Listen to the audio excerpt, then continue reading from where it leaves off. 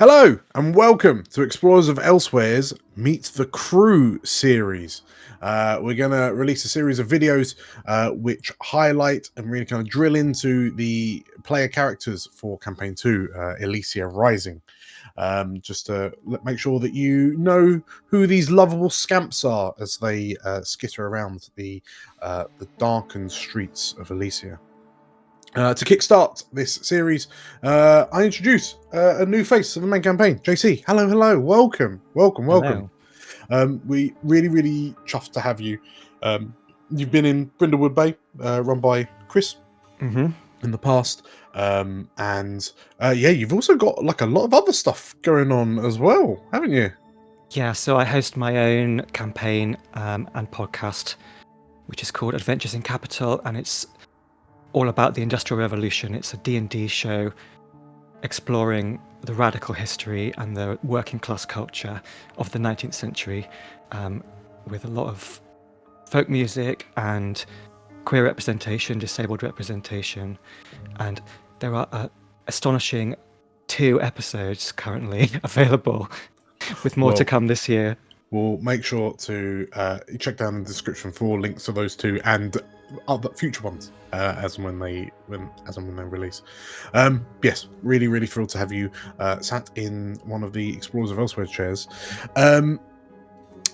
Your character, a Sanguivar spider. So there's a lot of interesting tidbits here. But please, if you may, run me through the ins and outs of Algernon. Algernon Cadwallader. He is a former agent of the Elysian Intelligence Corps, or the Foreign Service, as he rather euphemistically refers to it. He is the only child of a military officer and a sort of minor aristocrat on the fringes of Elysia's great houses, the ones who would later go on to become traitors, essentially, joining the forces of the arcane gods, who are then expelled from the city. Yeah. So House Antalir, specifically in Elysia, yeah. And he was orphaned at the age of 13, shortly after being dropped off at Morton College for Boys, a very elite private school, where he went on to spend his formative years, becoming incredibly confident in that very English private schoolboy way. Sure.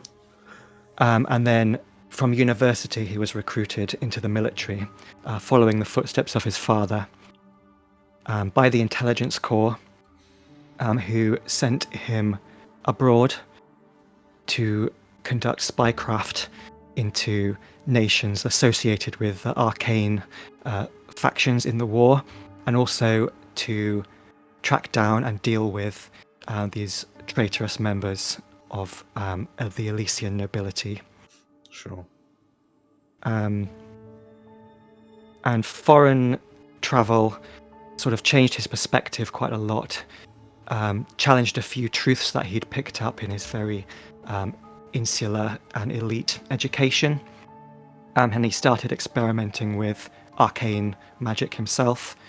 And in the sort of back alleys of some exotic bazaar, he encountered this arcane mineral, which he calls foresight, and it gives him what he believes to be premonitions of the future, incredibly weird hallucinations that he interprets. And one of these hallucinations he interpreted as a great calamity that would put his home city of Elysia in isolation in some sort of arcane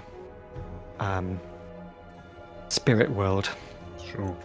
And so he returned to Elysia to inform the military and the government, and he was surreptitiously ignored by the higher-ups of the military for whatever reason, and he was set up during the eschaton when ghosts attacked and Elysia was transported to this spirit plane. He suffered like a near fatal injury, which it's taken him the best part of the last 2 years to recover from. Okay. Wow. Yeah.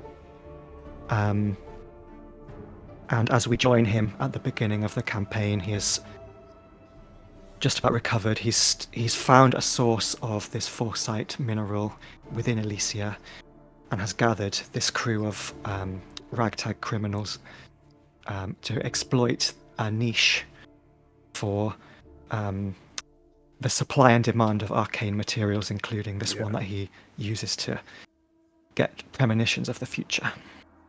Amazing. Okay, so create taking charge of your own supply lines. That's big brain plays right there. Yeah, and these new premonitions that he's been given, they can swing either way towards like another great catastrophe or a vision of Elysia like back in its rightful place within the world. And he basically believes that he's the one who can make one of happen and avoid the other, by putting the right sort of dominoes in order and being the spider, being the mastermind. That's his whole motivation, is some kind of to manipulate the future.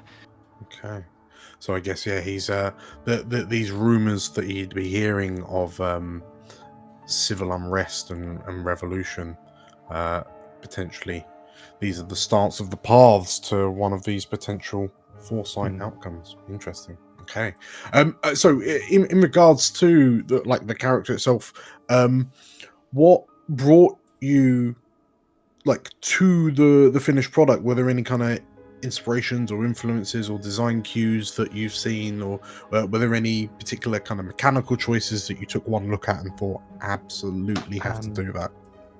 Yeah, well, the seed of the character is something I've played before as a slide. This idea of like a government man who's been betrayed by his government or turned against his government. Sure. And I fancied playing a spider in the longer term campaign, and I've always fancied the idea of a blackmailer character. I really love the social game, learning what NPCs want, learning what NPCs are scared of, and using that to coerce them or catch them in a lie. I find that stuff really, really satisfying. Yeah. And I was watching a lot of like Sherlock Holmes media just to get like an ear for the dialogue and the accent of like a very posh person from the Victoriana era. Yeah. And then I realized Sherlock Holmes is basically the ultimate spider in fiction. He does not reveal what's happening to Watson at all until he's like 100% certain that it's correct and that he's basically already solved the case. And I thought that that kind of character really reacts well with the Blades in the Dark system, where you can go back in time and say, this is how I know that. Yeah. That kind of retroactiveness of the flashbacks works really, really well for the mastermind. So I've been sort of picking up little bits of characterization that I find interesting in Sherlock Holmes, and applying them to a more sort of nefarious blackmailer kind of character. Sure. Interesting. Yeah, really, really keen to see in what is effectively like the exploitation of that kind of flashback system and the changing of the scene to sort of like your benefits. Amazing. So since the eschaton, since Elysia was wrenched from the world and tossed into the great void, in those past 2 years, what would you say has been Algernon's biggest brag or achievement? The biggest brag, I'd say, probably shaking himself from this sort of malaise of an apocalypse that he predicted and happened anyway. And he's sort of got back in the saddle. He's put this team together. He's sort of starting to renovate his old family home as a lair for this new, almost found family. Yes, because that is an important point. The hideout for the crew, we identified it as an abandoned manor, but it is in fact Cadwallader Manor, isn't it? Yes, the one that he would have inherited at the age of 13, but never really used because he was in boarding school, university halls, and then he was off in the Foreign Service. So he's come back to it as a sort of wreckage. And all of his old neighbours have been sort of expelled from the city as traitors. Yeah. In a district now with these glorious kind of mansion houses that have been torn down by the ravages of a very harsh 2 years, and now filled with squatters. So yeah, you've reclaimed your birthright. Amazing. Okay, well, I'm very, very excited to see what sort of plans Algernon puts together, and how you manipulate the events that are going to unfold as we go through the campaign. If you like the sound of Algernon, make sure to hit the like button and comment down below on your thoughts and any theories that you have for how Algernon's going to play out within the campaign. And if you want to see him in action, make sure to hit the subscribe button and the bell icon for notifications of when we release new videos. Campaign 2 is a very short time away, and it's going to be releasing very regularly, and I wouldn't want you to miss it. So yeah, make sure to keep up to date that way. Thank you, JC, for showcasing us your character. Thank you for watching. We'll see you next time. Bye-bye. Bye.